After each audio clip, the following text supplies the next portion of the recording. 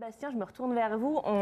Vous nous avez embarqué dans l'univers d'Arthur, hop, le voilà, et La vie de château, un album, je le redis, qui est paru aux éditions des Ronds dans l'eau, en partenariat avec BD Boom, la Caisse d'Épargne et la Ville de Blois.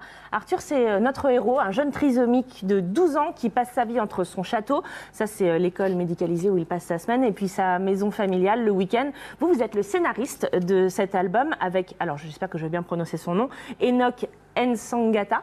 Alors, on ne prononce pas le N, en fait, on dit Nsangata. Nsangata, qui est au dessin. Comment il est né, ce Arthur? De l'imaginaire de qui? Du vôtre ou de Enoch? Alors, de plusieurs personnes, en fait. Ouais. On va dire que vous les avez citées. Il y a d'abord l'initiative qui vient de BD Boom, qui avait envie de continuer de travailler sur cette ligne éditoriale qui s'adresse à la jeunesse avec des sujets sociaux. La jeunesse, pas que, hein, parce qu'au fur et à mesure, alors je vous l'apprends peut-être, mais BD Boom voilà, se spécialise aussi. Chaque année, ils font une propulsion, on va dire, d'albums qui parlent de sujets de société. Il y a eu des sujets qui s'adressaient au jeune public, un peu moins aussi. Il y a eu tout l'album sur les transgenres, il y a eu aussi un album sur le VIH. Alors ça s'inscrivait dans la ligne éditoriale classique de BD Boom. C'est pour ça que j'insistais sur la ligne éditoriale jeunesse, parce qu'elle est toute récente en fait. Elle a quoi, à peu près 5-6 ans à peine. Alors que la ligne éditoriale classique de BD Boom, qui est plutôt sur du roman graphique, existe depuis au moins une bonne vingtaine d'années.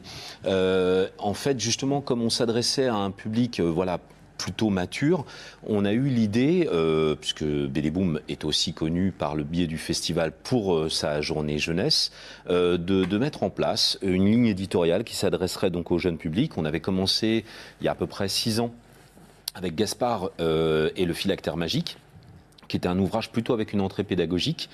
Et il y a 2 ans, on a poursuivi avec Papa ne sait pas, qui abordait donc la question de l'illettrisme à la hauteur de l'enfant, auquel j'ai participé avec également Alain Dary et puis Cécile au dessin.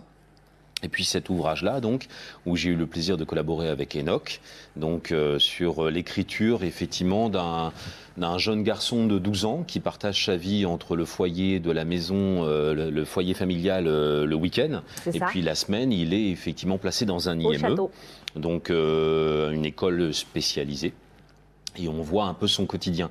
Alors, là, on a choisi effectivement un personnage qui est atteint de trisomie 21, mais ça aurait pu être un autre handicap. En fait, l'idée était de montrer un peu le quotidien de ces enfants-là et de montrer qu'ils ne sont pas si éloignés que ça de nous, quoi, en fait, dans leur vie de tous les jours. Alors, il y a plein de petits mécanismes qui nous permettent de rentrer dans l'histoire, notamment Ronan, ce petit personnage formidable. C'est le petit frère qui nous explique plein de trucs avec une poésie assez formidable. Il s'adresse à qui pour vous, ce livre? Il s'adresse aux enfants, bien sûr, mais pas que.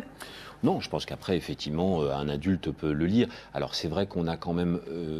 on aborde le sujet avec un angle très positif, où on lisse les choses. Donc, c'est vraiment un lectorat qui serait plutôt... l'électorat visé, plutôt jeunesse.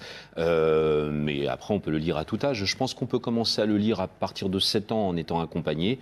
8 ans en lecture autonome, sans aucun souci. D'autant qu'il y a un petit dossier pédagogique à la fin bien sûr, qui permet de mieux comprendre de quoi on parle quand on parle d'éducateur, quand on parle d'IME, quand on parle de trisomie. Voilà, ça permet à l'enfant de mieux appréhender cet univers-là. Tout à fait. Et j'allais y venir d'ailleurs parce que justement le château de l'histoire, il existe dans la vraie vie. Pour une fois qu'il y a un château qui existe vraiment comme dans les contes, ça c'est quand même une jolie histoire. C'est l'IME de Crouy-sur-Cosson dans le Loir-et-Cher. Vous avez travaillé justement avec les équipes éducatives sur place. Vous êtes allé, vous, découvrir ce château. Oui. Alors déjà auparavant, j'ai eu l'occasion de pouvoir faire pas mal d'ateliers justement avec des publics handicapés.